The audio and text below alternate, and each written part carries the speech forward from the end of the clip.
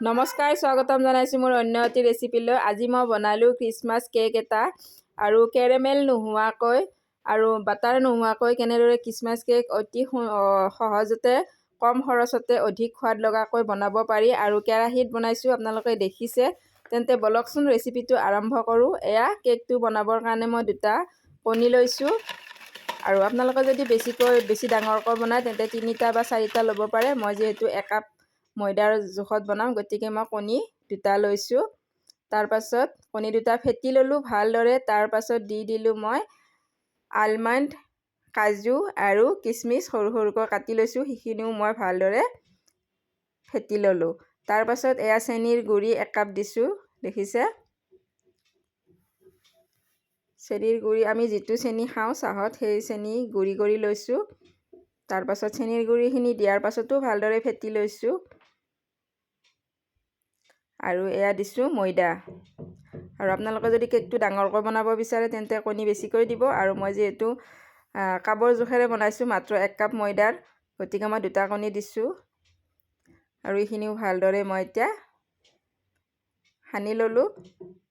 তাৰপাছত মই যিহেতু কেৰামেল নিদিওঁ সেয়েহে মই দি দিছোঁ কফি এচামুচ।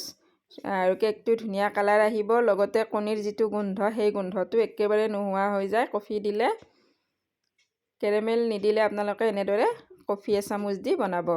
যিহেতু খ্ৰীষ্টমাছ কেকত কেৰামেল দিয়ে গতিকে মই কেৰামেল নিদিওঁ, তাৰ ঠাইত মই কফি দিছোঁ কালাৰ হ'বৰ কাৰণে। আৰু দেখিলে ৰিফাইন দিছোঁ 1 কাপ আৰু ৰিফাইন কাপ দিও মই ভালদৰে ফেটি ল'ম। এয়া মই ৰিফাইন কাপ দিয়াৰ পাছত অকণমান ডাঠ হৈ আছে, দেখিছেনে। তাৰপাছত মই গাখীৰ লৈছোঁ কাপটোত। গাখীৰ মই অকণমান দিছোঁ, 4 চামুচমান হ'ব। চাহ চামুচেৰে 4 চামুচমান গাখীৰ দি দিলোঁ। তাৰপাছত মই এতিয়া স্মুথ বেটাৰ এটা ৰেডি কৰি ল'ম। তাৰ আগত দি দিলোঁ মই বেকিং পাউডাৰ 1 চামুচ। এয়া বেকিং পাউডাৰ দিছোঁ, বেকিং ছ'ডা নহয়। বেকিং পাউডাৰ 1 চামুচ দি মই এতিয়া ভালদৰে ফেটি ল'ম। আৰু মই অকণমান নিমখ দি দিছিলোঁ, সেইটো ভিডিঅ'ত দেখুওৱা নহ'লে। আৰু এয়া দেখিছে কি ধুনীয়া চিল্কি স্মুথ এটা বেটাৰ তৈয়াৰ হৈ গ'ল মোৰ কেকটো বনাবৰ কাৰণে। দেখিলেনে, এনেকুৱা ধৰণৰ হ'লে হৈ যাব। ইয়াতকৈ আৰু বেছি পনীয়াও নকৰিব, ইয়াতকৈ বেছি গোটাও নকৰিব। আৰু মই এতিয়া লৈছোঁ এয়া খ্ৰীষ্টমাছ কেকৰ মল্ড এটা, আৰু যিকোনো দোকানতে পাব এনেকুৱা মল্ড। আৰু তাত মই বাটাৰ পেপাৰ এখন পাৰি দি ৰিফাইন তেল দি দিছোঁ। তাৰপাছত ময়দা দি দিছোঁ এনেদৰে ছটিয়াই, যাতে কেকটো ভালদৰে সহজতে উলিয়াই আনিব পাৰোঁ ধুনীয়াকৈ। ময়দাখিনি দি মই চাৰিওফালে ঘূৰাই দিছোঁ। আৰু আপোনালোকে যদি এতিয়ালৈকে মোৰ ভিডিঅ'টো চাই আছে, যদি লাইক কৰা নাই এটা লাইক কৰি দিব।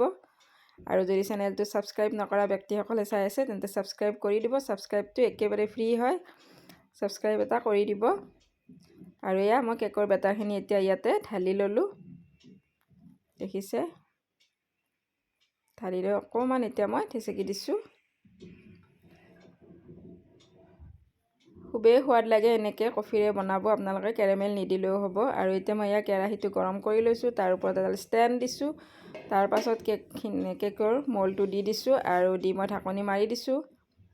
আৰু 30 মিনিট সময়ৰ পাছত মই এতিয়া ঢাকনি গুচাই চালোঁ, হৈ গ'ল মোৰ কেকটো, দেখিছে।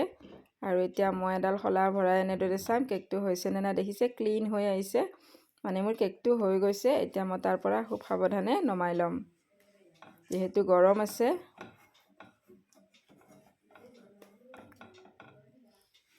নমাই ল'লোঁ। আৰু এতিয়া মই এই মল্ডটোৰ পৰা ডিমল্ড কৰি ল'ম এতিয়া মই কেকটো, যিহেতু এই ঘাটবোৰত সোমাই গৈছে ন, অকণমান দেৰি লাগে।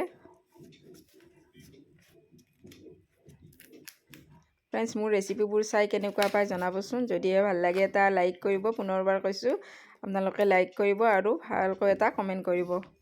আৰু মোৰ ল'ৰা ছোৱালীয়ে খাবলৈ ৰখি আছে, সেয়েহে মই কেকটো বেছি ঠাণ্ডা হ'বলৈ নিদিলোঁ। গৰমে গৰমে সিহঁতক এতিয়া কাটি দিম, সিহঁতে খাই খুবেই ভাল পায় এনেকুৱা ধৰণৰ কেক। আৰু কণীৰ গোন্ধটো অকণো নাপায়। এনেকৈ কফি দিবচোন আপোনালোকেও।